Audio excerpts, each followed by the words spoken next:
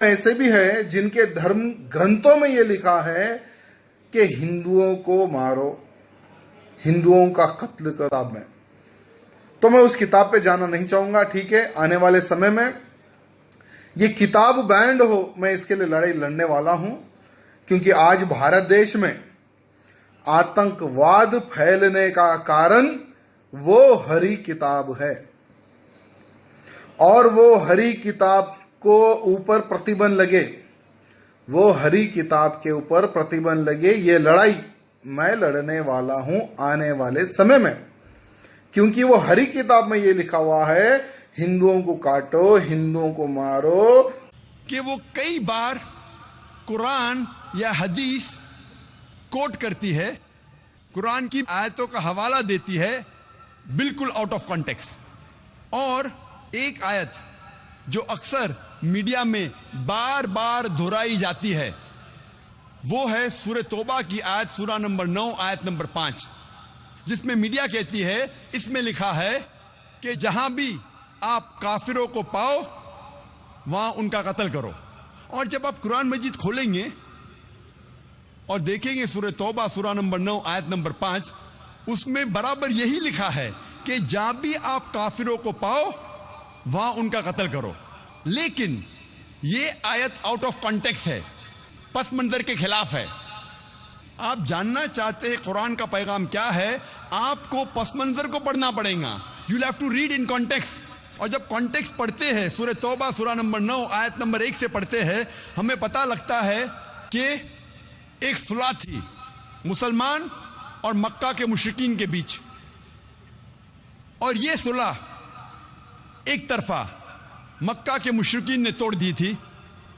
तो अल्लाह सुब्हाना व तआला सूरह तौबा सूरा नंबर 9 आयत नंबर 5 में उन्हें चेतावनी देते हैं, उन्हें वार्निंग देते हैं, मक्का के मुशरिकीन को खबरदार करते हैं और कहते हैं आपके पास 4 महीने का वक्त है, आप सुधर जाओ वरना ऐलान जंग।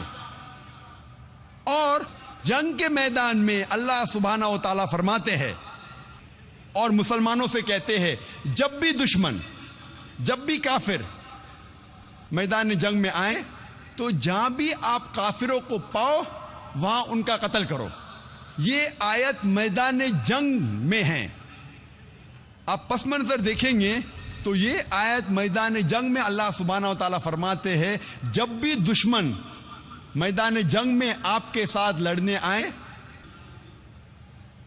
जो ईमान नहीं रखते, जो काफिर है, आप डरो मत, उनके साथ डट के मुकाबला करो। और आमतौर पे आप जब भी देखो कोई भी आर्मी जनरल, मिसाल के तौर पे एक जंग अगर हो रही थी अमेरिका, यूएसए और वियतनाम के बीच, but natural army general of USA ये कहेगा अपने सिपाही से जंग के मैदान में, वो ये नहीं कहेगा डर जाओ और भाग जाओ, वो ये कहेगा कि जब भी वियतनामीज, जब भी दुश्मन आए आप डरो मत, आप उनका कत्ल करो।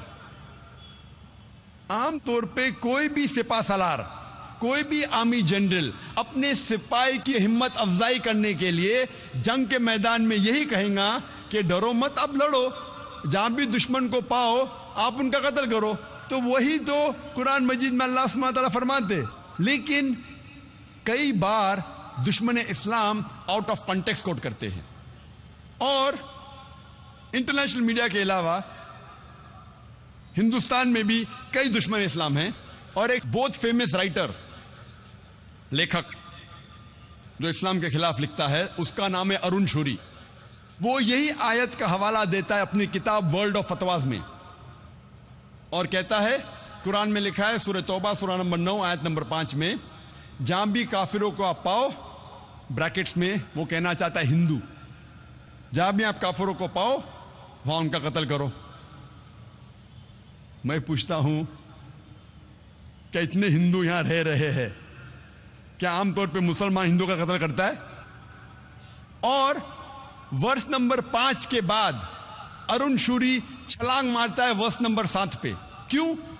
क्योंकि वर्ष नंबर 6 में उसकी बीमारी का इलाज है। वर्ष नंबर 6 में کوئی بھی انسان جس کے پاس تھوڑا بھی عقل ہے وہ فوراً پہچان لے گا کہ اس میں کچھ گڑبڑ ہے، کیونکہ ورس نمبر 6 میں اس کی بیماری کا علاج ہے۔ ورس نمبر 6 سورہ توبہ سورہ نمبر 9 آیت نمبر 6 میں اللہ تعالیٰ فرماتے کہ اگر مشرک، اگر کافر، اگر آپ کے دشمن امن چاہتے ہیں تو انہیں صرف چھوڑ مت دو، لیکن ان کو حفاظت کے ساتھ ایسی جگہ پہ لے جاؤ جہاں وہ محفوظ ہے۔ escort them to a place of security۔ دشمن کو صرف چھوڑو مت، ان کے ساتھ جاؤ اور ایسی جگہ پہ انہیں چھوڑ آؤ جہاں وہ محفوظ ہے۔ آج کے تاریخ میں کتنا بھی دیالو سپاہ سالار، اگر دشمن امن چاہتا ہے کہیں گا اپنے سپاہی سے چھوڑ دو، بٹ کوئی سپاہ سالار یہ نہیں کہیں گا کہ اس کو اسکارٹ کرو، اس کو حفاظت کے ساتھ ایسی جگہ پہ لے جاؤ جہاں وہ محفوظ ہے۔ اور قرآن میں اللہ تعالیٰ یہی فرماتے ہیں کہ اگر دشمن، اگر کافر، اگر مشرک صلح چاہتے ہیں، امن چاہتے ہیں، تو انہیں حفاظت کے ساتھ ایسی جگہ لے جاؤ جہاں وہ محفوظ ہے۔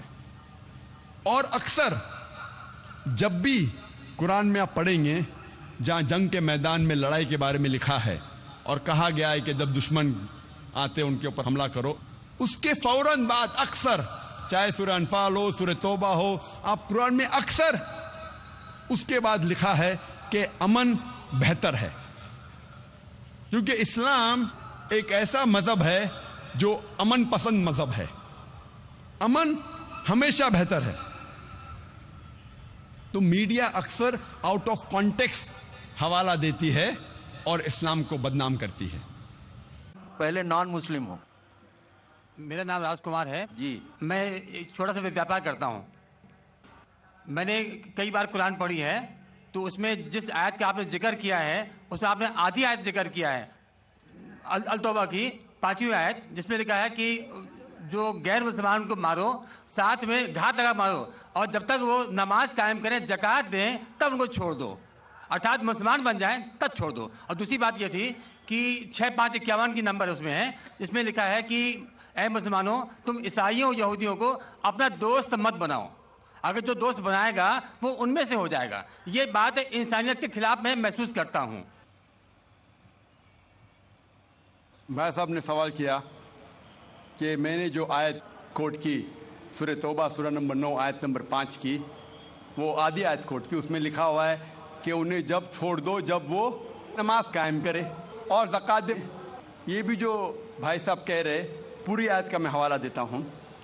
اگر آپ پوری آیت پڑھیں گے تو آپ کو صحیح پس منظر ملے گا۔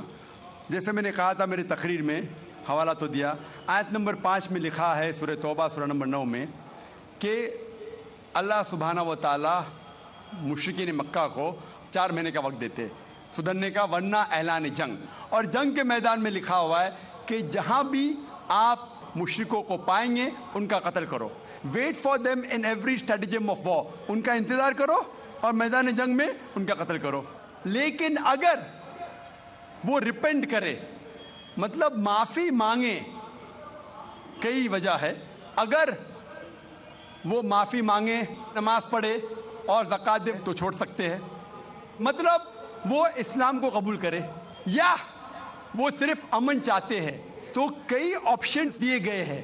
ایک آپشن ہے کہ اگر وہ ریپینٹ کرے، معافی مانگے، اسلام کو قبول کرے تو بھی چھوڑ دیجئے، یا وہ امن چاہتے ہیں اور اسلام قبول نہیں بھی کرے تو بھی چھوڑ دو۔ آگے آیت میں لکھا ہے آیت نمبر 6 میں، آیت نمبر 6 بھی اس کے ساتھ ہے نا، کہ اگر وہ امن چاہتے ہیں تو ان کو حفاظت سے ایسی جگہ پر لے جاؤ جہاں کہ وہ محفوظ ہے۔ تو بہت سے آپشنز دیے گئے ہیں، لیکن اگر وہ آپ سے جھگڑا کرنا چاہتے ہیں میدان جنگ میں تو ان کا قتل کرو۔